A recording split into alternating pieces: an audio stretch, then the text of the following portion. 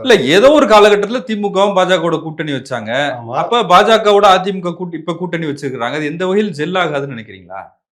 Sir இப்ப நம்ம பேச ஒரு அமைஞ்ச நேரம் தப்பு. 1 வருஷம் முன்னாடி யாரும் அப்படி அமைக்க மாட்டாங்க. அமைச்சிட்டீங்க. இப்படி மிரட்டி கூட்டி அந்த மாரி ஸ்கூல் பிள்ளைய உட்கார வச்ச மாரி எடப்பாடிய உட்கார வச்சு பேசவே இதெல்லாம் விடாம. 2 நாள் விமர்சிச்சோம். அதுக்கப்புறம் ஜெல் ஆயிட்டு அடுத்து கீர போட்டு போவாங்கன்னு தானே எல்லாரும் பார்த்துட்டு இருந்தோம். இப்படி அடிச்சுக்கிட்டு இருப்பாங்கன்னு நம்ம எதிர்பார்த்தோமா? இது யாராவது தூண்டி விட்டாங்களா?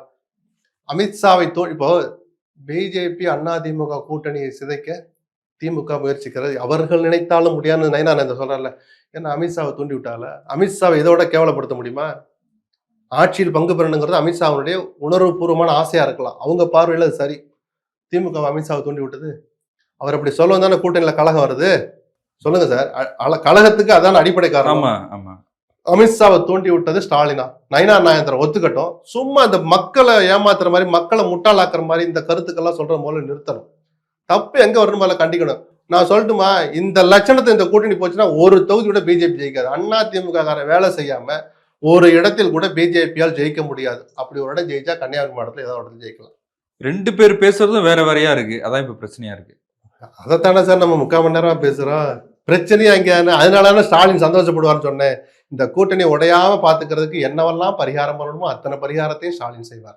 டாக்டர் ராமதாஸ் தொடர்ச்சியா ஊடகங்களை சந்திச்சு பேட்டி கொடுத்துட்டு இருக்காரு. அன்புமணியும் இன்னொரு பக்கம் பேசுறாரு. அவர் எல்லாம் ஒத்துக்கிட்டதுக்கு அப்புறம் தான் பாஜக கூட்டணி அமைஞ்சது. ஆனா இன்னைக்கு டாக்டர் ராமதாஸ் மாத்தி பேசுறாரு அப்படின்னு சொல்றாரு. இது ஒரு குடும்ப சண்டைன்றதை தாண்டி பொதுவெளியில அதிகமா விவாதிக்கப்படுது. எப்படி பாக்குறீங்க? இல்ல 2 பேருக்குமே ஒரு சுய கட்டுப்பாடு வேணும். போதுமான அளவுக்கு போதும் போதும் என்கிற அளவுக்கு 2 பேரும் அவமானப்பட்டுட்டாங்க. இந்த அவமானம் போதும். இப்படி ஒரு மகனை பெற்றதுக்கு வெட்கப்படுறதெல்லாம் சொல்றாரு. அறிவற்றவர்கள் அப்படின்னு சொல்ற 2 பேரும் நல்லா படிச்ச டாக்டர்ஸ். அவர் 5 வருஷம் இந்தியாவுக்கே கேபினட் அமைச்சரா இருந்து ஒரு துறையவே கையாண்ட ஒருத்தர் அன்புமணி. அந்த அன்புமணியை உருவாக்குனவர் டாக்டர் ராமதாஸ். அவங்களுக்கு அறிவு குறைவு இருக்குன்னு நினைக்கிறீங்களா? இல்ல. ஏதோ நான் ஜாதகத்தில் நம்பிக்கையுள்ள ஆளு. கெட்ட நேரம் நடந்துருச்சு. இனிமேலும் புரிஞ்சுக்கிட்டு நடக்கல. நேரத்தை சொல்றதை கூட நானே ஒத்துக்க மாட்டேன். நேரத்துக்கு ஒரு பங்கு இருக்கு. சுய அறிவுக்கும் மிகப்பெரிய பங்கு இருக்கு. புரிஞ்சுக்கிட்டு நடந்துக்கிட்டாங்கன்னா அந்த 2 பேருக்கும் நல்லது. பாட்டாளி மக்கள் கட்சிக்கும் நல்லது. அப்படி இல்லை என்றால் நீங்கள் எதை ஆதாரமாக நினைக்கிறீர்களோ அந்த வன்னியர்கள் உங்களுடைய சுய அடையாளத்தை புரிந்து கொண்டு உங்களை விட்டு விலகிச் செல்வார்கள்.